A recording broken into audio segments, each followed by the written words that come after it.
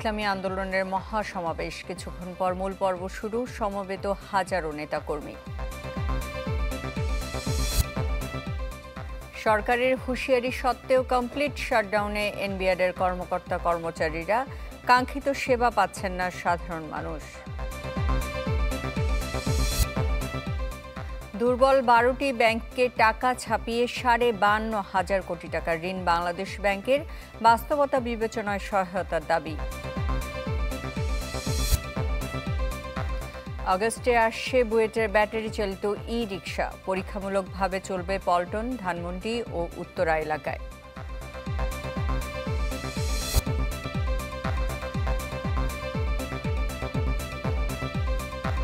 আমন্ত্রণ চ্যানেল 24-এর দুপুর 1টার খবরে শুনছিলেন প্রেসিডেন্সি ইউনিভার্সিটি সংবাদ শিরোনাম। আপনাদের সাথে আছি আমি সুস্মিতা ফিরদৌসী। সংস্কার, বিচার ও সংখ্যানুপাতিক পদ্ধতিতে জাতীয় নির্বাচনের দাবিতে রাজধানীর সোহরাওয়ার্দী উদ্যানে মহাসমাবেশ করছে ইসলামী আন্দোলন বাংলাদেশ। প্রথম পর্বে বক্তব্য রাখেন জেলা ও মহানগর কমিটির নেতারা। বেলা 2টায় ইসলামী আন্দোলন বাংলাদেশের আমির চরমোনাই পীর সৈয়দ মোহাম্মদ রেজাউল করিমের সভাপতিত্বে শুরু হবে মহাসমাবেশের মূল পর্ব। এরই মধ্যে দেশের বিভিন্ন জেলা থেকে নেতাকর্মীরা মিছিল নিয়ে সমাবেশে যোগ দিয়েছেন। তবে টিএসসি সংলগ্ন গেট বন্ধ থাকায় কিছুটা ভোগান্তি হচ্ছে বলে জানান দলটির কর্মী সমর্থকরা।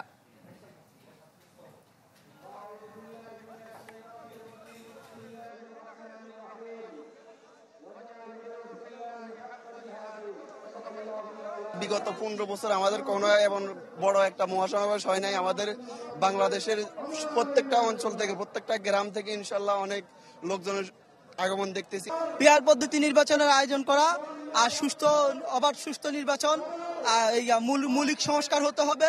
গণহত্যার বিচারের দাবিতে আজকে মূল তিনটা স্লোগান নিয়ে ইসলাম বিরোধী সকল চক্রান্তের বিরুদ্ধে ইসলামী আন্দোলন বাংলাদেশের নেতৃত্বে আজকে মহাসমাবেশে আমরা অংশগ্রহণ করেছি। ইসলাম এবং মানবিক মর্যাদার জন্য, ন্যায় বিচারের জন্য, সকল মানুষের অধিকার বাস্তবায়ন করার জন্য ইসলামী আন্দোলন বাংলাদেশ মাঠে ময়দানে কাজ করে যাচ্ছে। মহাসমাবেশ বিষয়ে জানাতে সোহরাওয়ার্দী উদ্যান থেকে যোগ দিচ্ছেন সুলতান মাহমুদ আরিফ ও রমিজ হুসাইন। শুরুতেই চলে যেতে চাই রমিজের কাছে। রমিজ, এখন আপনি কি পরিস্থিতি দেখছেন সেখানে? কেন্দ্রীয় সাংগঠনিক সম্পাদক রংপুর বিভাগ সংগ্রামী জননেতা হাফেজ মাওলানা অ্যাডভোকেট এম হাসিবুল ইসলাম।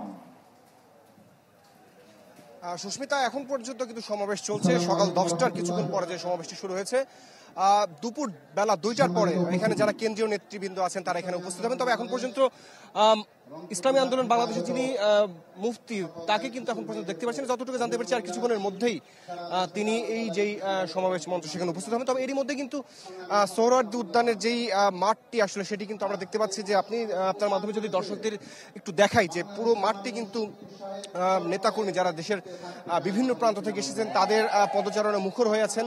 তো সকাল থেকেই যে সমস্ত নেতারা কথা বলেছেন তারা মূলত যারা দেশের বিভিন্ন প্রান্ত থেকে এসেছেন, মূলত জেলা এবং উপজেলা এবং কেন্দ্রীয় পর্যায়ের কিছু নেতা আসলে এখানে কথা বলছেন। তবে তাদের বক্তব্যে যেটি স্পষ্ট, যেটি তারা 3 দফা দাবিতে যে আজকের যে আন্দোলন, তার মধ্যে একটি যে পিআর পদ্ধতি অর্থাৎ আনুপাতিক যে ভোটের দাবি, তারা বলছেন যে তারা এখানে বলছেন যে মোটামুটি বাংলাদেশে যত রাজনৈতিক দল আছে বেশিরভাগই তারা একমতে উপস্থিত হতে পেরেছেন যে তারা সামনে যেই নির্বাচনটি আসছে জাতীয় নির্বাচন, সেই নির্বাচনে তারা পিআর পদ্ধতিতে নির্বাচন চান এবং বর্তমান যেই সংস্কার প্রক্রিয়া এখন পর্যন্ত চলমান রয়েছে সেই সংস্কার প্রক্রিয়া সম্পূর্ণ হওয়ার পরেই বাংলাদেশে একটি নির্বাচন, অংশগ্রহণমূলক এবং সুষ্ঠু নির্বাচনের কথা তারা দাবি জানাচ্ছেন। এবং আরেকটি যে দাবি জানাচ্ছেন যে গত যে জুলাই বিপ্লবের কথা এখানে বলা হচ্ছে, গণ অভ্যুত্থানে যে সমস্ত শহীদ যারা মারা গেছেন এবং যারা আহত হয়ে পঙ্গুত্ব বরণ করেছেন, এই সমস্ত ঘটনা যে মামলাগুলো হয়েছে সেই মামলার বিচার প্রক্রিয়া শুরু হওয়া এবং দৃশ্যমান না হওয়া পর্যন্ত তারা আসলে বলছেন যে কোনো ধরনের নির্বাচন আসলে বাংলাদেশের মানুষ তারা মেনে নেবেন। এবং আরেকটি দাবির কথা তারা বলছেন যে যেটি বাংলাদেশে যে ইসলামের রাষ্ট্র কায়েম করার কথা বলছেন। কারণ বলছেন যে বাংলাদেশের এই পর্যন্ত আসলে যুদ্ধের পরবর্তী পর্যায়ে যে পর্যন্ত যারা ক্ষমতা এসেছেন তারা আসলে কেউই বাংলাদেশে ইসলামের রাজত্ব কায়েম করার বা ইসলামের যেই শাসন ব্যবস্থা সেটির পক্ষে তারা কাজ করে না, যার কারণে বাংলাদেশে ফ্যাসিবাদ এবং দুর্নীতির আখড়ার পরিণত হয়েছে, যার কারণে তারা এই যে ইসলামী আইনের কথা তারা বাস্তবায়নের কথা তারা বলছে আমাদেরকে। সুস্মিতা। রমিজ, আপনাকে ধন্যবাদ।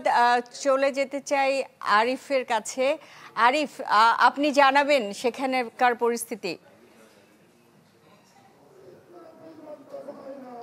সুস্মিতা, ইসলামী আন্দোলন বাংলাদেশের আজকের যে মহাসমাবেশ, সেই মহাসমাবেশ উপলক্ষে হাজার হাজার নেতাকর্মীরা কিন্তু তাদের যারা রয়েছেন তারা কিন্তু ইতিমধ্যে উপস্থিত হয়েছেন এবং এখন থেকে কিছুক্ষণের মধ্যেই তাদের যে আনুষ্ঠানিক যে কার্যক্রম সেটি কিন্তু শুরু হবে। এবং আজকের ইসলামী আন্দোলন বাংলাদেশের নায়েবে আমির রেজাউল করিম ফজলুল করিম যিনি রয়েছেন, তিনিই কিন্তু আজকের এই মহাসমাবেশের সভাপতিত্ব তিনি করবেন। এবং ইতিমধ্যে তাদের যে সমস্ত নেতাকর্মীরা আছেন তারা কিন্তু বক্তব্য দেওয়া শুরু করেছেন। তারা তাদের বক্তব্যের মধ্য দিয়ে যে বিষয়টি পরিষ্কার করার চেষ্টা করছেন, তারা জানাতে চেষ্টা করছেন যে আগামী নির্বাচনের মধ্য দিয়ে যেন নতুন করে কোনো আবারও বিগত যে ফেসিবাদ বিগত 15 থেকে 16 বছর ধরে শাসন শোষণ করেছে, এভাবে নতুন করে আবার যেন কোনো ফ্যাসিস্ট তৈরি না হয়, সেজন্য কিন্তু অন্তর্বর্তীকালীন সরকারকে নির্বাচনের দিকে সেভাবে খেয়াল রাখতে হবে এবং সুষ্ঠু একটি নির্বাচন দিতে হবে। এবং নির্বাচনের আগের যে সংস্কারের যে বিষয়গুলো মৌলিক সংস্কার, সেইগুলো যেন অনতিবিলম্ব করা হয় সে দাবি কিন্তু তারা তুলছেন। এবং পাশাপাশি তাদের ইসলামী আন্দোলন বাংলাদেশের পক্ষ থেকে যেটি বলা হচ্ছে যে পিআর পদ্ধতিতে নির্বাচন, সেই পিআর পদ্ধতিতে নির্বাচনের যে বিষয়টি সেটি তারা গুরুত্ব দিচ্ছেন। এবং তারা বলছেন যে এখনই সময় 5 আগস্টের পরে যেহেতু প্রায় 1.5 শতাধিক মানুষের জীবনের বিনিময়ে নতুন একটি বাংলাদেশ হয়েছে এবং অসংখ্য অগণিত মানুষ আহত হয়েছেন। এই আহত নিহতের যে বিষয়টি, এই বিষয়গুলো একেবারে অপ্রাসঙ্গিক হয়ে যাবে যদি তাদের রক্তের বিনিময়ে অর্জিত নতুন বাংলাদেশে সুষ্ঠু এবং সুন্দর একটি বাংলাদেশ যদি তৈরি না হয় এবং সেই তৈরির ক্ষেত্রে অন্তর্বর্তীকালীন সরকারের উপর যে দায়িত্ব দেওয়া হয়েছে সেই দায়িত্ব যদি যথাযথভাবে পালন করা না হয় তাহলে এই বিপ্লব এই আন্দোলন ব্যর্থ হবে বলে তারা জানান দিচ্ছেন। এবং তারা বলছেন যে আজকের এই মহাসমাবেশ থেকে তারা এটি জানান দিচ্ছেন যেন আগামী নির্বাচন হয় একটি নতুন বাংলাদেশের নতুন প্রেক্ষাপটের নির্বাচন এবং আগামী নির্বাচনে যেন কোনো রকম একটি স্বৈরাচার যেভাবে বিগত 16 বছর ছিল এমন কোনো স্বৈরাচার যেন তৈরি না হয় সেই দিকেই তারা দৃষ্টিপাত করছেন এবং সেটি যেন বাস্তবায়ন করা হয় এবং সেদিকে যেন অন্তর্বর্তীকালীন সরকার নজর দেয় সেই দাবি তারা তুলছেন। এবং সেই দাবিতে ইতিমধ্যে যেহেতু এখনো আনুষ্ঠানিকভাবে তাদের আজকের মহাসমাবেশের যে কার্যক্রম সেটি শুরু হয়নি, তবে তার আগেই আমরা দেখতে পাচ্ছি সোহরাওয়ার্দী উদ্যান কানায় কানায় ভরে গেছে, হাজার হাজার নেতাকর্মীরা এখানে উপস্থিত হয়েছেন। এখন থেকে কিছুক্ষণের মধ্যে অর্থাৎ বলা যায় যে 2টার পরপরই তাদের মূল আনুষ্ঠানিক যে কর্মসূচি সেটি শুরু হবে। তখন তাদের পিআর এবং ফেসিবাদ বিরোধী যত নেতাকর্মীরা যত দল আছে সেই দলের নেতাকর্মীদেরকে যেহেতু তারা দাওয়াত দিয়েছেন তারা এখানে আনুষ্ঠানিক বক্তব্য রাখবেন। সেই বক্তব্যের মধ্য দিয়ে আরিফ, আপনাকে ধন্যবাদ। সুলতান মাহমুদ আরিফ এবং রমিজ হুসাইন আমাদের সাথে যুক্ত হয়েছিলেন সোহরাওয়ার্দী উদ্যান থেকে, জানাচ্ছিলেন মহাসমাবেশের সব শেষ খবরাখবর। ওয়ার্ল্ড ক্লাস ইনোভেশন নিয়ে ওয়ালটন এখন দেশের সীমানা পেরিয়ে পৌঁছে গিয়েছে 50টিরও বেশি দেশে। জুলাই আগস্টের গণ অভ্যুত্থান প্রথম বার্ষিকীতে মাসব্যাপী কর্মসূচি ঘোষণা করেছে জামায়াতে ইসলামী। আজ মগবাজারে কেন্দ্রীয় কার্যালয়ে দলটির সেক্রেটারি জেনারেল মিনা গোলাম পারোয়ার সংবাদ সম্মেলনে কর্মসূচি ঘোষণা করেন। 16 জুলাই ঐতিহাসিক দিন, শহীদ আবু সাইদ যার দুঃসাহসী মৃত্যু ভয়হীন অকুতভয় চেতনা সারা দুনিয়াকে নাড়া দিয়েছে, সেই স্মরণে আমরা রংপুরে আলোচনা সভা এবং দোয়া অনুষ্ঠানের আয়োজন করেছি।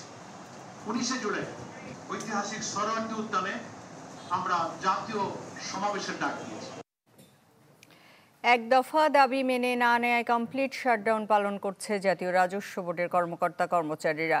দাবি আদায় না হওয়া পর্যন্ত কর্মসূচি চালিয়ে যাবেন তারা। সংস্কার কার্যক্রম এগিয়ে নিতে শুক্রবারের মধ্যে এনবিআর চেয়ারম্যানকে অপসারণে আলটিমেটাম দিয়েছিল এনবিআর সংস্কার ঐক্য পরিষদ, কিন্তু এক দফা দাবি মেনে না নেয় কমপ্লিট শাটডাউনে নামেন আন্দোলনকারীরা। এদিকে জাতীয় রাজস্ব বোর্ডের কোনো কর্মকর্তা বিনা অনুমতিতে কর্মস্থলে অনুপস্থিত অথবা দেরিতে অফিসে এলে তার বিরুদ্ধে শাস্তিমূলক ব্যবস্থা ব্যবস্থা নেওয়া হবে। এক বিজ্ঞপ্তিতে এমনটি জানিয়েছে সংস্থাটি।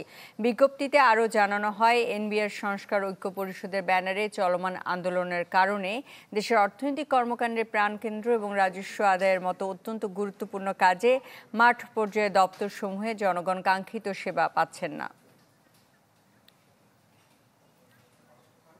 আজকে আপনার চারপাশে লোকারণ্য হয়ে গেছে। This is not a normal situation. আপনি যদি একটা নিপীড়নমূলক আদেশ করেন, আপনার যৌক্তিক দাবি তো আপনি দাবায় রাখতে পারবেন না। This is what is happening right now. প্রতিকারের জন্য হয়তো সরকার উপরের মহল থেকে আমাদের এটা সমাধান করা হয়ে যাবে, এটাই আমরা আশা করছি। এবং উনি একা না, ওনার সাথে নিশ্চয়ই আরো কিছু মানুষ আছে যারা চাইছেন না যে ন্যায্যভাবে এই রাজস্ব সংস্কার হোক। তো তাকে অপসারণ করে কেবল এই সংস্কারের যাত্রা শুরু হতে পারে।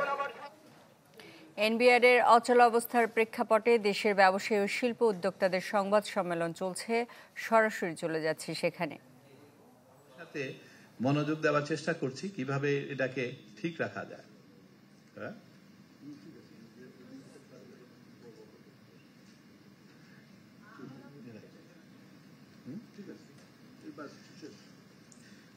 সো আপনার আনসারটা আমি আশা করি যে আপনারা পেয়েছেন। বলেন।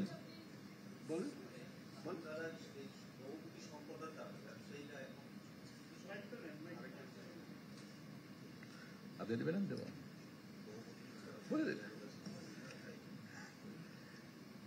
সমস্যা কন্টিনিউয়াসলি কিন্তু আমরা গত 1.5 বছর ধরে কিন্তু ফেস করে আসছি। আপনারা জানেন, এনার্জি থেকে আরম্ভ করে অস্থিতিশীলতা, রাজনৈতিক পট পরিবর্তন, এবং তারপরেও দেখা যাচ্ছে যে কোনো ওইভাবে এলসি ওপেন করা নিয়ে, কারেন্সি ডিভ্যালুয়েশন নিয়ে সব কিছু কিন্তু মোকাবেলা করে আস্তে আস্তে আমরা তারপরও দাঁড়ানোর চেষ্টা করছি। এবং ইট ইজ ট্রু যে এখন কিন্তু ব্যবসায়ীদের অবস্থা পিঠ থেকে যাওয়ার মতন।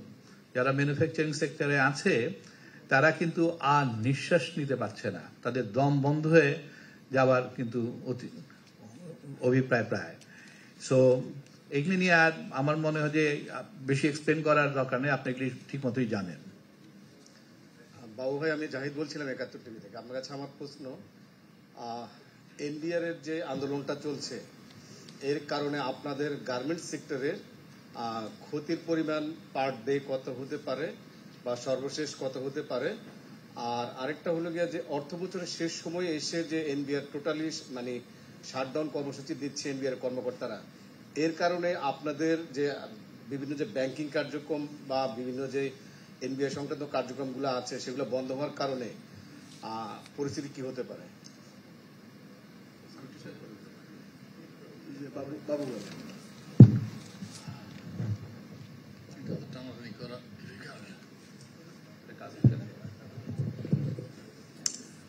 আসলে আপনারা জানেন যে বাংলাদেশের পোশাক শিল্প হলো সবচেয়ে বড় সেক্টর, এবং অ্যাপ্রক্সিমেট আমাদের হলো এক্সপোর্ট হয় 40 বিলিয়ন এবং ইম্পোর্ট রাফলি 25 বিলিয়ন। তো 65 বিলিয়ন হচ্ছে ট্রানজাকশন। এটাকে যদি আপনি কর্মদিবস দিয়ে ভাগ করেন 300 দিন, তো রাফলি প্রতিদিন হলো 2500 থেকে 2600 কোটি টাকার মতো। এটা বলা যাবে না যে ক্ষতি হচ্ছে, ডিস্ট্রাকশন হচ্ছে, এবং এটা যে রিকারিং এফেক্ট সেটা হলো এনার্মাস। কারণ হলো এর কারণে যেটা হবে যে কোনো ইন্ডিভিজুয়াল যার হলো শক অ্যাবজর্বিং ক্যাপাসিটি কম, সেই ফ্যাক্টরি বসে যাবে এবং দেউলিয়া হয়ে যাবে। এবং তার কারণে যেটা হবে যে পোশাক শিল্পর যে শ্রমিকরা বেতন পাবে না, এবং এটার জন্য ল অ্যান্ড অর্ডার সিচুয়েশন তৈরি হবে। তো এইটাই হলো একদম মানে মোটা দাগে বলা যাবে যে প্রতিনিয়ত রক্তক্ষরণ হচ্ছে এবং ক্ষতি হচ্ছে। আর আমি একটু আমি জানি না এটা অন্যভাবে কেউ নেবেন কিনা, আমি আগের প্রশ্নটাই যেতে চাই। মাননীয় অর্থ উপদেষ্টা যদি বলে থাকেন যে এর পিছনে ব্যবসায়ী সমাজের ইন্ধন হচ্ছে, এটা আমি মনে করি ভুল। এখানে ডায়াসে দেখছেন এমন কোন ফেডারেশন এবং ব্যবসায়ী সমাজ নাই, সবাই আমরা এখানে বসেছি এটা সমাধান করার জন্য। যদি এনবিআর এর অচল অবস্থার প্রেক্ষাপটে দেশের ব্যবসায়ী ও শিল্প উদ্যোক্তাদের সংবাদ সম্মেলন চলছে, সরাসরি ছিলাম সেখানে। টাকা ছাপিয়ে আর সহায়তা করা হবে না কোনো ব্যাংককে। গভর্নরের ঘোষণার পরও অব্যাহত রয়েছে দুর্বল ব্যাংকগুলোকে সহায়তা। এই পর্যন্ত 12টি প্রতিষ্ঠানকে মোট 52,500 কোটি টাকা ছাপিয়ে দিয়েছে বাংলাদেশ ব্যাংক। এর মধ্যে ব্যাংকের চলতি হিসেবে ঘাটতি থাকা 19,000 কোটি রূপান্তর করা হয়েছে ডিমান্ড লোনে। বাস্তবতার ভিত্তিতে এই সহায়তা অব্যাহত রাখা হয়েছে বলে জানিয়েছে বাংলাদেশ ব্যাংক। মাসুম মিয়ার প্রতিবেদন। টাকা ছেপে ব্যাংকে ঋণ দিলে বাড়তি নগদ তারল্য যোগ হয় অর্থনীতিতে, হাওয়া লাগে মূল্যস্ফীতিতে।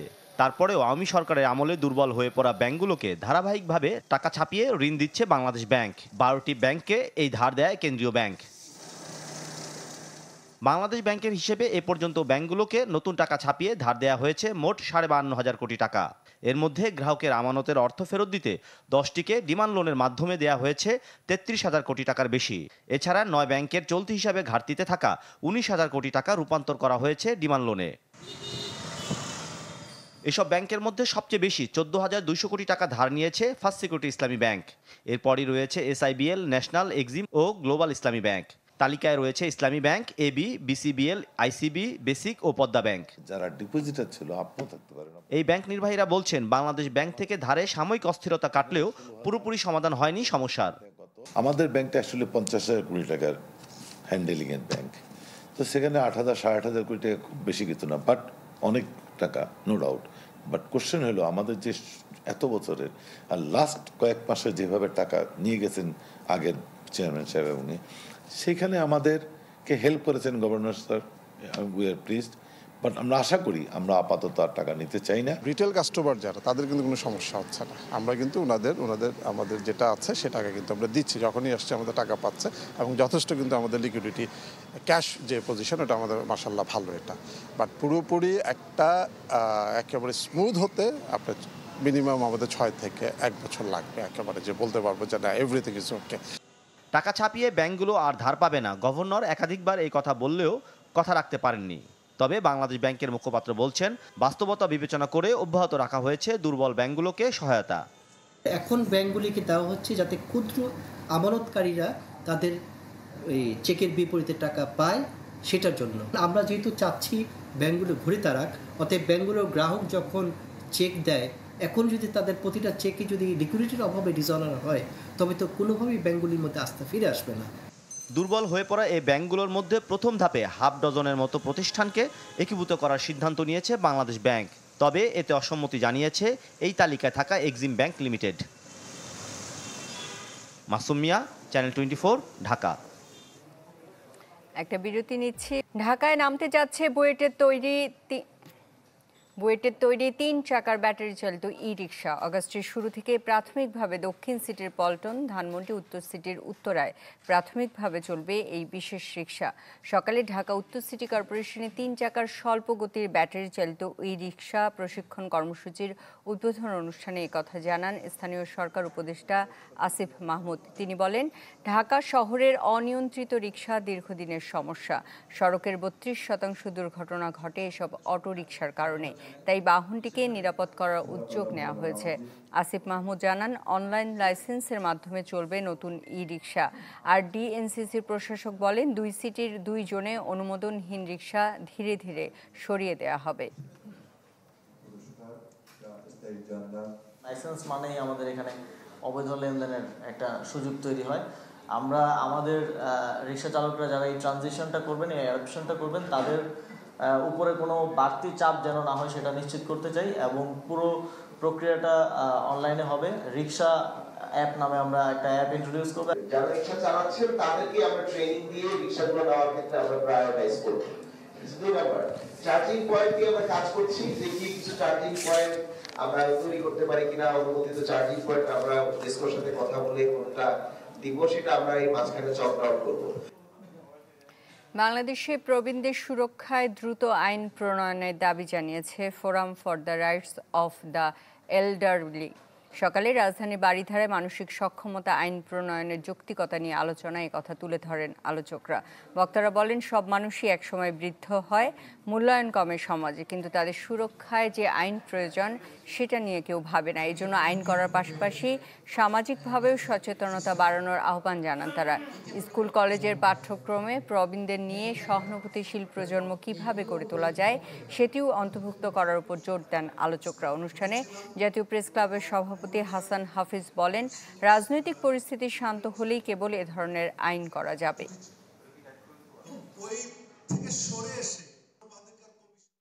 মুন্সিগঞ্জের শ্রীনগরে ঢাকা মাওয়া এক্সপ্রেসওয়েতে বাস ট্রাকের সংঘর্ষে প্রাণ গেছে 4 জনের, আহত হয়েছেন অন্তত 16 জন।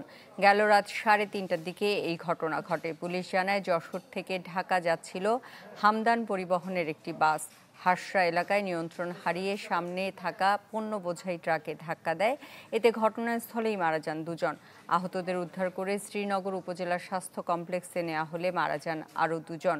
দুর্ঘটনা কবলিত যানবাহন দুটি জব্দ করা হলেও পালিয়ে গেছে চালক ও হেলপার। অতিরিক্ত গতির কারণে এই দুর্ঘটনা ঘটেছে বলে ধারণা ফায়ার সার্ভিসের। সময় হলো আরও একটি বিরতির, ফিরছি একটু পর।